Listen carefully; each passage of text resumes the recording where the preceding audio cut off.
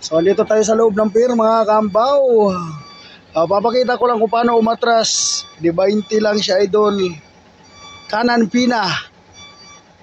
So, tama-tama lang siya dyan dahil 30 lang yung sukat niya lahat-lahat. So, di 40 to. Mas mahaba pa to ng 20. Nasa 42. Sukat ito. Dol! Labas ang ulo, Dol!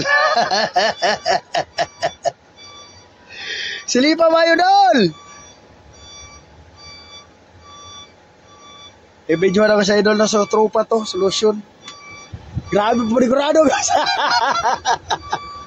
Panigurado yung silip. Anay. Oh, bungko na yung lubot, Dol. Bungko na yung lubot, Dol. Bungko na, Dol. Bungko na. Abad ka na.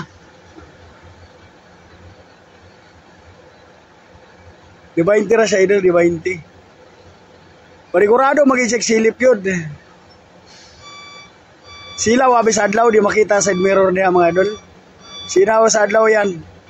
Kapag ganyan, silaw ang araw niyan.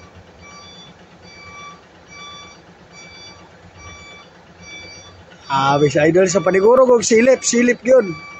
Silip kanig buslot sa gabi eh. Kanig pa mga atrasanan, di ka masilip. Kasya na dun. Diba mo na, malayo pa naman sa akin. Tama-tama. May 40 na siyang ano niya. Di 20 ang hila niya plus 30 ang chassis. 30, 20 ang chassis. O, di 40. Kaya kasya na sa digay sa di 40. So, shoutout mga kampaw, no? Pinakita ko lang to mga idol dahil may kanya-kanya tayong katwiran kung bakit tayo sumisilip. Either or hindi mo nakikita sa side mirror dahil masilaw o di kaya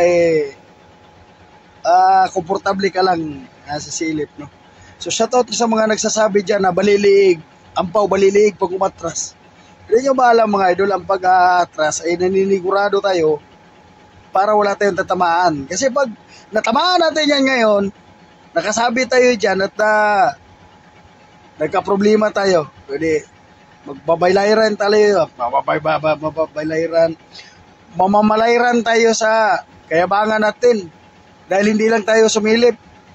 Babayad tayo ngayon dahil sa katangahan. Mas maigi talaga ang sumilip mga kampaw.